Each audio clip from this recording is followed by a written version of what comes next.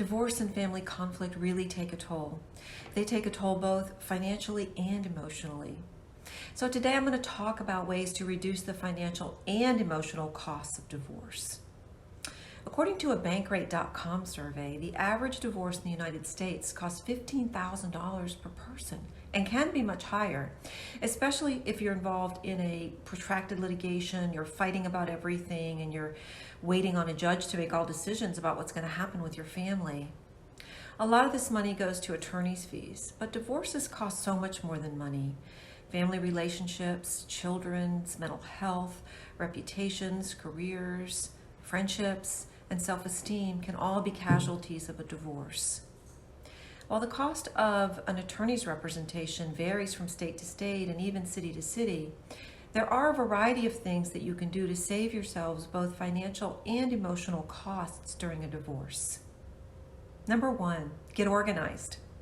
While every case is different, all divorces have something in common, namely paperwork.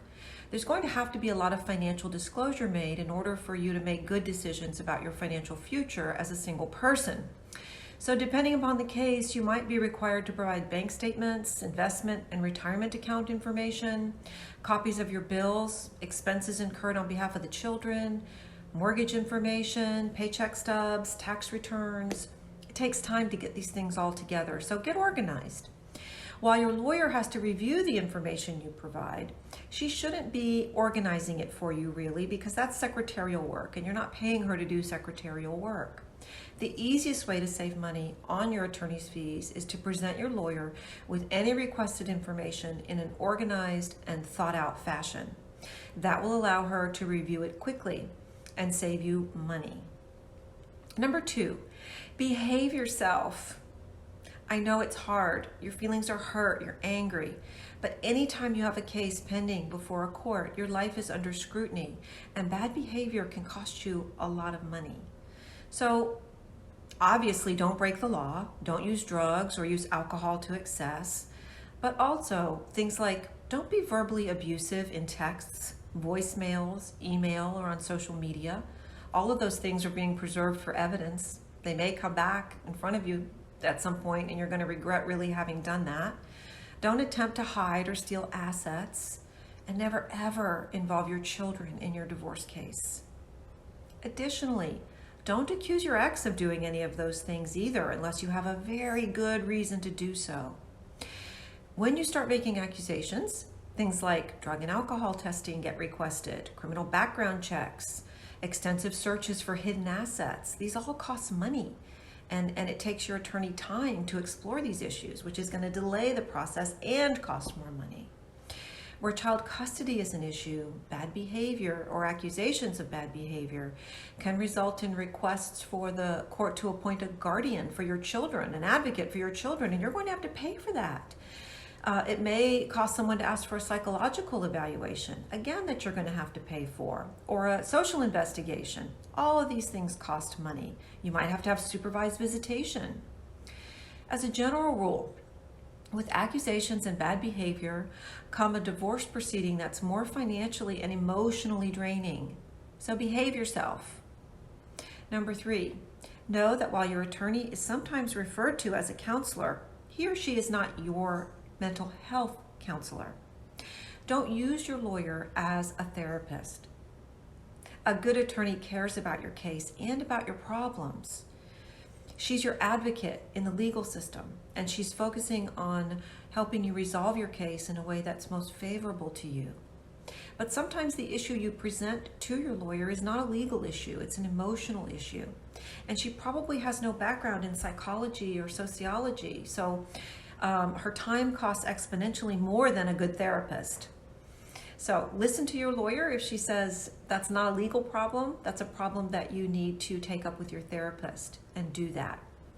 Now, while you want to make sure that you briefly inform your lawyer of any behavior that you think could be relevant to your divorce, just don't use her office as a place to frequently vent frustrations or as a sounding board for personal problems that can't be addressed by a court.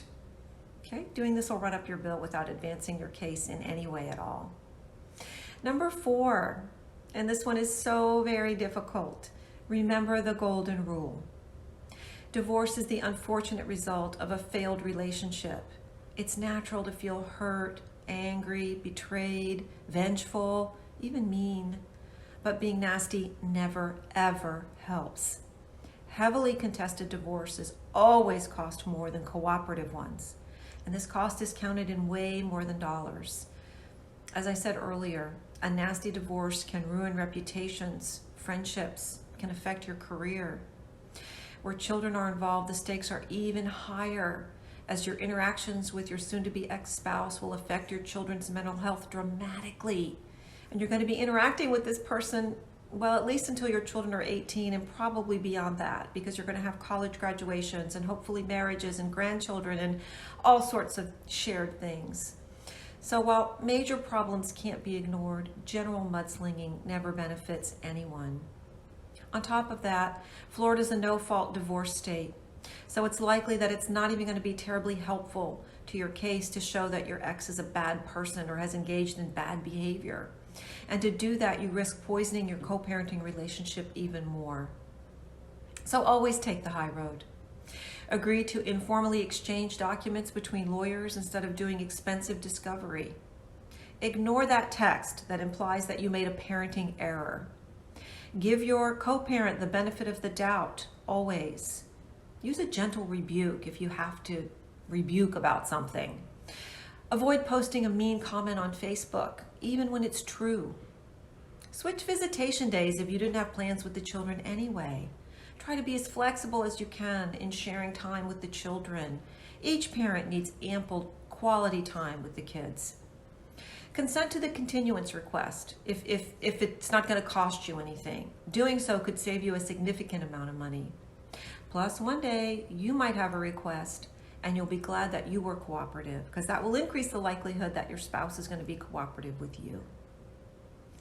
As always, I would love to hear from you personally.